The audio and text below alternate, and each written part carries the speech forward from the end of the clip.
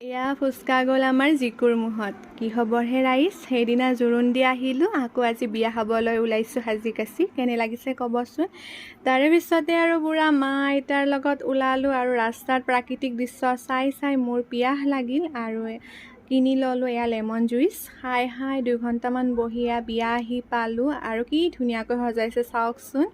তাৰে পিছতে মোৰ মাকটো চিনি পায়, এইজনী পিংক কালাৰ পিন্ধাজনী হ'ল মোৰ মা, সেইজনী ডাঙৰ আইতা আৰু এইজনী হ'ল ডালিমী পেহী। তাৰে পিছতে আমাক লুচি পুৰি খাবলৈ মাতি নিলে আৰু খাই লৈ দৰা ধোৱা চাবলৈ গ'লোঁ আৰু ধোৱা চাই কৰি আমি অলপ বহিলোঁ আৰু আহি গ'ল কফি আৰু পকৰা। তাৰে পিছতে অলপ বহিলোঁ, কিবা কিবি কথা পাতিলোঁ আলহীৰ লগত আৰু আহি গ'ল চিকেন পকৰা। তাৰে পিছতে আৰু ফুচকা খোৱাত লাগি গ'লোঁ।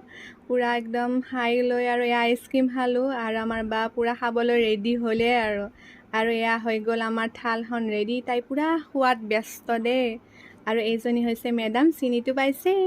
তাৰে পিছতে আমাৰ জিকুই মই যাম বুলি আগৰ পৰাই বাই বাই দি আছে আৰু ইহঁতক আৰু বিদায় দিলোঁ আৰু আমি ঘৰলৈ বুলি ওলালোঁ। আজিলৈ ইমানেই আছিল, বাই।